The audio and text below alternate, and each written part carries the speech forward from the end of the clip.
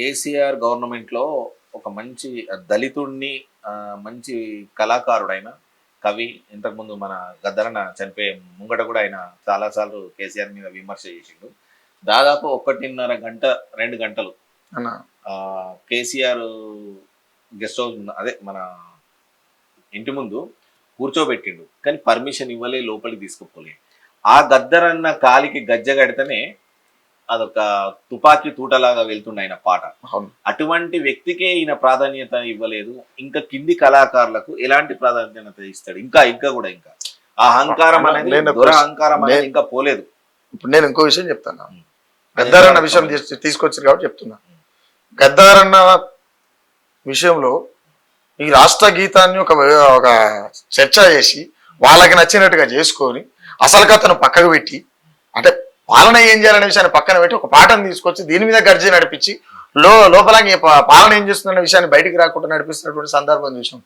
ఇంకొకటి ఇప్పుడు ఉన్నటువంటి కాంగ్రెస్ ప్రభుత్వం కావచ్చు, గతంలో ఉన్నటువంటి బీఆర్ఎస్ పార్టీ కళాకారులను ఎక్కడికక్కడ ఎవరికి ఏం ఇయ్యాలనో ఇచ్చిర్రు, ఎవరిని ఎడప్తాలనో ఒత్తిర్రు, కాదు కూడదంటే కేసులు పెట్టిర్రు, కాదు కూడదంటే దెబ్బలు కొట్టి అన్ని రకాలుగా జరిగింది. కానీ ఇప్పుడు ఉన్నటువంటి కాంగ్రెస్ ప్రభుత్వం కూడా కళాకారులని ఎక్కడ కూడా గొప్పగా చూసినటువంటి చరిత్ర లేదు. ఎందుకు లేదు అని అంటే అందశ్రీ పాటను తెర మీదకి తీసుకురావడానికి కారణం ఏంటి అంటే ఈ తెలంగాణలో ఉన్నటువంటి ప్రజలు మేము బాగా సెంటిమెంటల్ కు లోనయ్యేటోళ్ళం. ఈ తెలంగాణలో ఉన్నటువంటి బిడ్డలం సెంటిమెంటల్ కు తల్లి గుణాలు ఉంటాయి. ఇక్కడ తల్లి గుణాలు ఉంటాయి తెలంగాణ ప్రజలకు. ఈ సెంటిమెంట్ ఏదైతుందో దాన్ని లాగేయడం కోసం తప్పితే ఇదే గద్దారన్న మచ్చలేనటువంటి గద్దారన్నని తీసుకుపోయి ఇదే రేవంత్ రెడ్డి పట్టుకొని పోయి ఆయనకు ఉన్నటువంటి బలాన్ని వాడుకొని రేవంత్ ఎవరికి రాజీవ్ గాంధీకి ముద్దులు పెట్టించి ఓడిపోయే కంటోన్మెంట్ టికెట్ ఇప్పించి, మరి ఇప్పుడు బల్మూరు వెంకటుండే ఎగ్జాంపుల్, ఆయన విద్యార్థి ఉద్యమ నాయకుడు, తెలంగాణ ఉద్యమంలో ఉన్నాడు. వెన్నెలక్క ఎవరికి తెలియదు, గద్దారన్న మీద ఉన్న ప్రేమ వెన్నెలక్క మీద ఉండాలని ఏం లేదు. మరి నిజంగానే ఇప్పుడు రాష్ట్ర ప్రభుత్వం ఒక నామినేట్ పోస్ట్ ఇవ్వచ్చు కదా నిజంగానే కళాకార కుటుంబాల మీద ప్రేమ ఉంటే.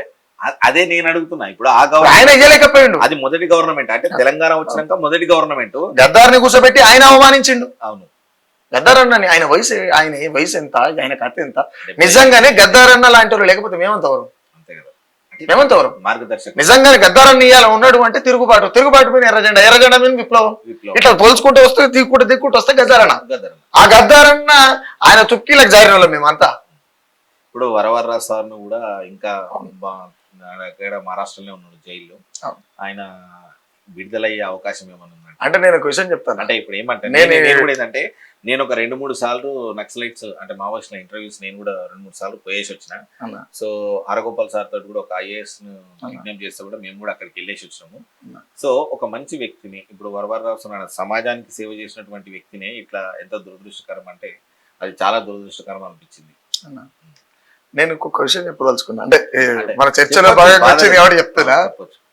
నిజంగానే వరవరరావు అనేటైన చాలా గొప్ప వ్యక్తి, చాలా మంచి రైటరు, మంచి స్వభావం కలిగినటువంటి వ్యక్తి. కాకపోతే ఆయన కూడా అగ్రవర్ణమే. ఇప్పుడు బయట ఉన్నటువంటి అరగోపాల్ అన్న అగ్రవర్ణమే. వీళ్ళు అరెస్ట్ అవుతారు, జైళ్ళల్లో ఉంటారు, ఇబ్బంది ఏం లేదు. కానీ ఆ ప్లేసులో గనక ఎవరన్నా ఎస్సీనో, బీసీనో, మైనార్టీనో, ఎస్టీనో, ఇంకా వేరే ఏ బిడ్డ ఉన్నా బూటకపు ఎన్కౌంటర్ కు గురవుతారు. ఎందుకు అంటే ఇక్కడ కులం బలమైంది. Yes, simple. ఇప్పుడు నిజంగానే మా రోజు వీరన్న కులం అగ్రవర్ణం అంటే సచ్చటోడా? వరవరరావు గారు జైలుకు పోయడం చాలా బాధ ఉన్నది, జైలుకు పోయాడు, బాధ ఉంది. మరి మా రోజు వీరన్న లాంటి వాళ్ళని కూడా జైల్లోనే పెడితే అయిపోయేది కదా, చంపేది ఎందుకు అంటే ఇది కూడా చాలా పెద్ద కథ ఉంది. అది తోతే చాలా దూరం అవుతుంది.